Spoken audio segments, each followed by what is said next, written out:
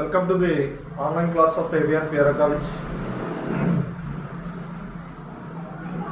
Today's topic is concepts of neutral evolution. ఇది topic. ఇది కూడా ఇవల్యూషన్ లో సెకండ్ యూనిట్ లో టాపిక్. ఇది కాన్సెప్ట్స్ ఆఫ్ న్యూట్రల్ ఇవల్యూషన్. దీని గురించి చూద్దాం. ఫస్ట్ అసలు what is the meaning of neutral evolution, అలాగే ఎవరు దాన్ని ప్రపోజ్ చేశారు, ఇవన్నీ కూడా దీంట్లో చూద్దాం. In 1968 the neutral evolution was introduced by Moto Kimura in 1968. 1968 లో మోటో కిమూరా అనేటువంటి సైంటిస్ట్ ఈ న్యూట్రల్ ఎవల్యూషన్ అనేటువంటి కాన్సెప్ట్ ని ఈయన తీసుకొచ్చాడు. He belongs to Japan. Is a Japanese biologist. ఈయన ఎవరంటే జపాన్కి చెందినటువంటి బయాలజిస్ట్. ఈయన ఈ కిమూరా అనేటువంటి సైంటిస్ట్. ఈయన ఏం చెప్పాడు అనేటువంటి చూస్తే, ఏంటి దీనిలో ఉన్నటువంటి మెయిన్ సమ్మరీ ఏంటి అనేటువంటి చూస్తే, he suggested that at the molecular level the majority of mutations are neutral. ఏం చెప్పాడు ఆయన? he suggests that at molecular level the many mutations are neutral. అంటే చాలా మ్యూటేషన్స్ మాలిక్యులర్ లెవెల్, అంటే మాలిక్యులర్ లెవెల్ అంటే ఏంటి, డిఎన్ఏ అలాగే జీన్ ఆ లెవెల్ వరకు కూడా మ్యూటేషన్స్ అనేటువంటివి న్యూట్రల్ గా ఉంటాయని చెప్పాడు ఆయన. They are neither an advantage nor an disadvantage. అంటే ఈ మాలిక్యులర్ లెవెల్లో ఉండేటువంటి మ్యూటేషన్స్ ఏవైతే ఉన్నాయో, జస్ట్ 1 సెకండ్,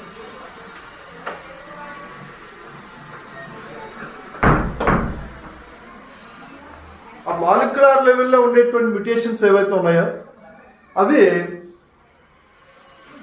హార్మ్ఫుల్ కాదు, అలాగే బెనిఫిషియల్ కూడా కాదు.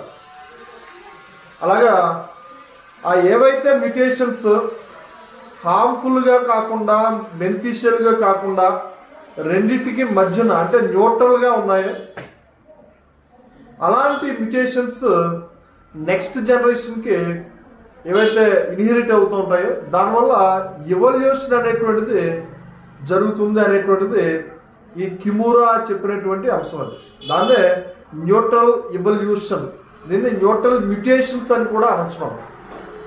సో మనకి జనరల్గా చూస్తే మ్యూటేషన్స్ అనేటువంటివి ఏంటి ఆల్రెడీ చెప్పాను మీకు. మ్యూటేషన్స్ అంటే హ్యూగో డెవ్రీస్ చెప్పినటువంటి ఏదైతే మ్యూటేషన్స్ ఏవైతే ఉన్నాయో మ్యూటేషన్స్ థియరీ అనేటువంటిది ఆల్రెడీ మీకు ఎక్స్ప్లెయిన్ చేశాను. అది sudden random inheritable changes in the living organisms, that is called mutation. Sudden గా ర్యాండమ్ గా ఒక లివింగ్ ఆర్గనిజం లో వచ్చేటువంటి ఏవైతే చేంజెస్ ఏవైతే ఉన్నాయో వాటినే మ్యూటేషన్స్ అంటారని చెప్పి ఈ హ్యూగో డెవ్రీస్ అనేటువంటి సైంటిస్ట్ చెప్పడం జరిగింది. తర్వాత దాంట్లో మళ్ళీ ఆ మ్యూటేషన్స్ అనేటువంటివి ఏంటంటే కొన్ని హార్మ్ఫుల్గా ఉంటాయి, కొన్ని ఏమో బెనిఫిషియల్గా ఉంటాయి. అంటే some mutations which are favors to the living organisms. ఇప్పుడు ఎన్విరాన్మెంట్లో లేదా నేచర్లో ఏమైనా చేంజెస్ జరిగినప్పుడు దానికి తగ్గట్టుగా ఆ లివింగ్ ఆర్గనిజమ్స్లో మ్యూటేషన్స్ వచ్చి ఆ లివింగ్ ఆర్గనిజమ్స్లో మార్పులు అంటే చేంజెస్ ఏవైతే వచ్చాయో ఆ మ్యూటేషన్స్ వల్ల వాటిలో చేంజెస్ రావడం, ఆ చేంజెస్ ఆ పర్టికులర్ నేచర్కి తగ్గట్టుగా సూట్ అవడం అనేటువంటి జరిగితే అటువంటి వాటిని ఏమంటారంటే బెనిఫిషియల్ మ్యూటేషన్స్ అని చెప్పి పిలుస్తూ ఉంటారు. Beneficial mutations. Some mutations which are very dangerous, they are harmful mutations and even these mutations affect the living organisms. These mutations affect the living organisms. అది దానివల్ల ఆ మ్యూటేషన్స్ వల్ల లివింగ్ ఆర్గనిజమ్స్ అనేటువంటి even extinct అవడానికి కూడా chance ఎక్కువగా ఉంటుంది. So ఇది మెయిన్గా. Next, it also states that vast majority of evolutionary change at the molecular level. Vast majority of the evolutionary change at the molecular level. అంటే ఈ న్యూట్రల్ ఎవల్యూషన్ అనేటువంటి ఈ కాన్సెప్ట్ ప్రకారం ఏవైతే ఎవల్యూషనరీ చేంజెస్ ఏవైతే జరుగుతున్నాయో లివింగ్ ఆర్గానిజమ్స్ లో evolutionary changes, ఈ ఎవల్యూషనరీ చేంజెస్ మెయిన్ గా ఎక్కడ జరుగుతున్నాయంటే మాలిక్యులార్ లెవెల్లో జరుగుతున్నాయి. చెప్పాను మాలిక్యులార్ లెవెల్ అంటే ఏంటి, దాంట్లో ఉండేటువంటి బాడీలో ఉండేటువంటి ప్రోటీన్స్ దగ్గర నుంచి, అమైనో యాసిడ్స్ దగ్గర నుంచి, అలాగే న్యూక్లిక్ యాసిడ్స్, ఇవన్నీ కూడా మాలిక్యులర్ దాంట్లోకి వస్తుంటాయి. డిఎన్ఏ ఇలాంటి వాటిల్లో చేంజెస్ రావడం వల్ల అప్పుడు మ్యుటేషన్స్ రావడం, నెక్స్ట్ అవి ఎవల్యూషన్కి దారి తీయడం అనేటువంటిది జరుగుతూ ఉంటుంది. అలాగా న్యూ స్పీషీస్ అనేటువంటివి ఫామ్ అవడానికి ఈ మాలిక్యులర్ లెవెల్లో జరిగినటువంటి ఆ చేంజెస్ ఏవైతే ఉన్నాయో అవి చాలా హెల్ప్ చేస్తాయి అనేటువంటిది కిమురా ముటో అనేటువంటి సైంటిస్ట్, లేదా మూటో కిమురా అనేటువంటి సైంటిస్ట్ చెప్పినటువంటి కాన్సెప్ట్ అది. మాలిక్యులర్ లెవెల్లో ఆ రకమైనటువంటి చేంజెస్ అనేటువంటి జరుగుతాయి అన్నమాట. Next, Kimora compares this neutral evolution with Darwin's natural selection theory. Kimora compare చేశాడు ఈ న్యూట్రల్ ఎవల్యూషన్ థియరీని. ఏ రకంగా కంపేర్ చేశాడంటే న్యాచురల్ సెలక్షన్ థియరీతో కంపేర్ చేశాడు. That natural selection theory that was proposed by Charles Darwin. ఎవరైతే చార్లెస్ డార్విన్ అనేటువంటి గొప్ప ఎవల్యూషనరీ సైంటిస్ట్ ఎవరైతే ఉన్నారో ఆ చార్లెస్ డార్విన్ చెప్పినటువంటి న్యాచురల్ ఎవల్యూషన్ థియరీ తోటి ఈ న్యూట్రల్ ఎవల్యూషన్ థియరీని కంపేర్ చేశారు, దాన్ని పోల్చడం జరిగింది. ఎందుకంటే న్యాచురల్ ఎవల్యూషన్ లో జరిగేటువంటిది ఏంటి, దాంట్లో natural theory of evolution, natural selection థియరీలో ఏం జరుగుతుంది, నేచరే సెలెక్ట్ చేసుకుంటుంది. Nature itself selects which organism survives and which organism can be faded out. ఏ జీవి నేచర్లో సర్వైవ్ అవ్వాలి, బ్రతకాలి, ఏ జీవి అంతరించిపోవాలి అనేటువంటిది నేచరే డిసైడ్ చేస్తూ ఉంటుంది. అండ్ నేచర్లో వచ్చేటువంటి చేంజెస్ తగ్గట్టుగా ఏ ఆర్గనిజం అయితే దాని బాడీలో చేంజెస్ అనేటువంటి చేసుకుంటుందో అది సర్వైవ్ అవుతుంది. నేచర్లో వచ్చేటువంటి చేంజెస్ తగ్గట్టుగా ఏ ఆర్గనిజం అయితే చేంజెస్ చేసుకోలేదో దాని బాడీలో అది ఆటోమేటిక్గా ఎక్స్టింక్ట్ అయిపోతూ ఉంటుంది. సో ఇలాంటి neutral concept of evolutionary theory ఏదైతే ఉందో, లేదా concept of neutral evolution theory ఏదైతే ఉందో, దీన్ని ఈ కిమూరా అనేటువంటి ఈ సైంటిస్ట్ ఈ న్యాచురల్ సెలక్షన్ థియరీ తోటి కంపేర్ చేయడం అనేటువంటి జరిగింది అన్నమాట.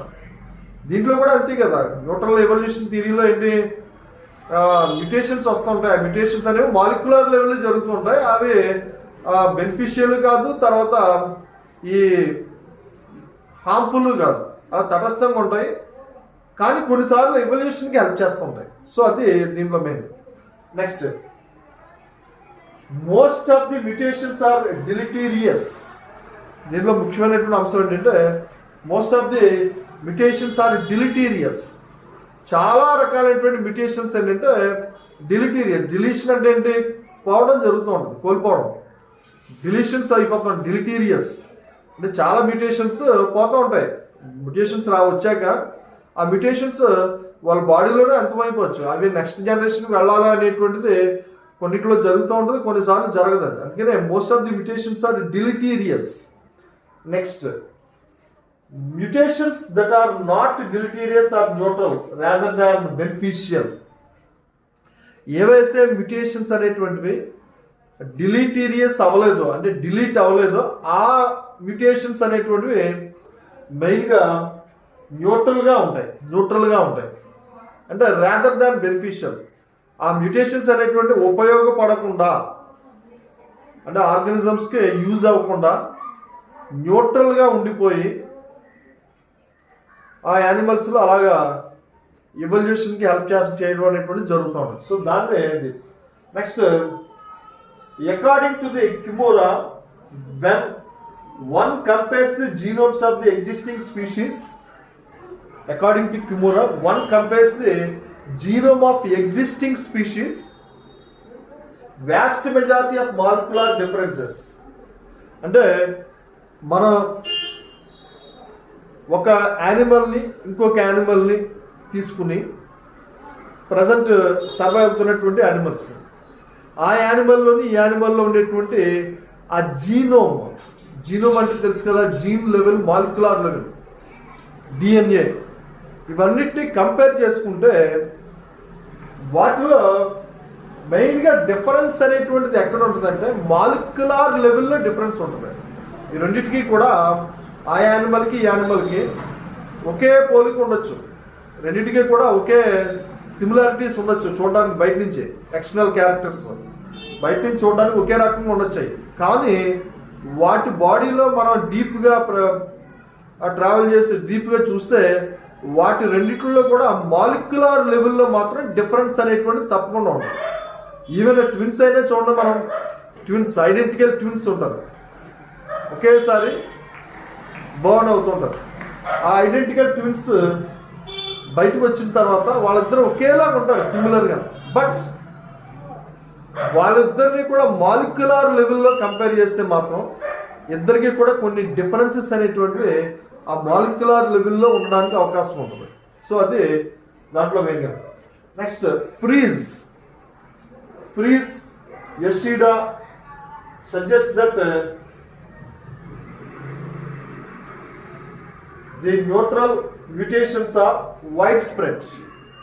ఇంకొక ఇద్దరు సైంటిస్టులు ఎవరైతే ఉన్నారో, ఎవరు ఫ్రీజ్ అనేటువంటి సైంటిస్ట్, యషిడా అనేటువంటి సైంటిస్ట్, వీళ్ళు ఏం చెప్పారంటే న్యూట్రల్ మ్యూటేషన్స్ అనేటువంటివి ఏంటంటే వైడ్ స్ప్రెడ్గా ఉంటాయి. అంటే వైడ్ స్ప్రెడ్ అంటే ఆ మ్యూటేషన్స్ అనేటువంటివి ఉపయోగపడవు, అలాగే హార్మ్ఫుల్ కాదు. కానీ ఆ న్యూట్రల్ మ్యూటేషన్స్ అనేటువంటివి చాలా ఎక్కువగా వ్యాస్ట్గా స్ప్రెడ్ అవ్వడానికి మాత్రం ఎక్కువగా అవకాశం ఉంటాయి.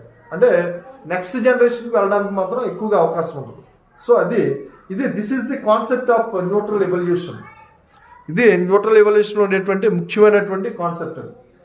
మెయిన్గా మళ్ళీ ఏంటి చెప్తాను చూడండి, ది న్యూట్రల్ ఎవల్యూషన్ అనేటువంటిది ఏంటంటే 1968లో మూటో కిమోరా అనేటువంటి సైంటిస్ట్ దీన్ని ఎక్స్ప్లెయిన్ చేశాడు. జపనీస్ బయాలజిస్ట్ ఆయన. ఏం చెప్పాడు, మ్యుటేషన్స్ అనేటువంటివి ఏవైతే మ్యుటేషన్స్ వస్తుంటాయి, ఆ మ్యుటేషన్స్ అనేటువంటివి చాలా మ్యుటేషన్స్ న్యూట్రల్గా ఉంటాయి. ఆ చేంజెస్ ఏవైతే వచ్చాయో ఆ చేంజెస్ మాత్రం మాలిక్యులర్ లెవెల్లో ఉంటాయి. ఆ చేంజెస్ బాడీలో వచ్చినటువంటి ఆ చేంజెస్ ఏవైతే ఉన్నాయో అవి మాలిక్యులర్ లెవెల్, అంటే ఎమైనో యాసిడ్స్ దగ్గర నుంచి డిఎన్ఏ వరకు కూడా ఆ చేంజెస్ అనేటువంటి ఉంటాయి. ఇలాగా మీరు ఇప్పుడు అలాగే మ్యుటేషన్స్ అనేటువంటి ఉంటే చాలా ఎక్కువగా విల్టీరియస్ మ్యుటేషన్స్ ఎక్కువ ఉంటాయి. అలాగే ముటో కిమోరా అనేటువంటి ఈయన ఈ న్యూట్రల్ ఎవల్యూషనరీ థియరీని దేంతో కంపేర్ చేశాడు, డార్విన్స్ న్యాచురల్ సెలక్షన్ థియరీ తోటి కంపేర్ చేయడం జరిగింది. అలాగే ఇంకా ఎవరు సైంటిస్టులు, ఫ్రీజ్ అలాగే యషిడా, వీళ్ళిద్దరూ కూడా ఈ న్యూట్రల్ మ్యూటేషన్స్ ఏవైతే ఉన్నాయో వీటిని వైడ్ స్ప్రెడ్గా ఉంటాయి. అంటే అవి న్యూట్రల్గా ఉన్నప్పటికీ నెక్స్ట్ జనరేషన్కి వెళ్ళడానికి మాత్రం చాలా ఫాస్ట్గా అవి స్ప్రెడ్ అవ్వడం అనేటువంటి జరుగుతూ ఉంటుంది అని ఈయన ఎక్స్ప్లెయిన్ చేయడం అనేటువంటి, వాళ్ళిద్దరూ ఎక్స్ప్లెయిన్ చేయడం అనేటువంటి జరిగింది. సో ఇది neutral concept of neutral evolution అనేటువంటి ఇది ముఖ్యంగా. దీంతో టాపిక్ అయింది. నెక్స్ట్ క్లాస్ ఇంకొక టాపిక్ తోటి మనం ఇంకొక టాపిక్ని డిస్కస్ చేసుకుందాం. సో అప్పటివరకు have a good day. Thank you very much.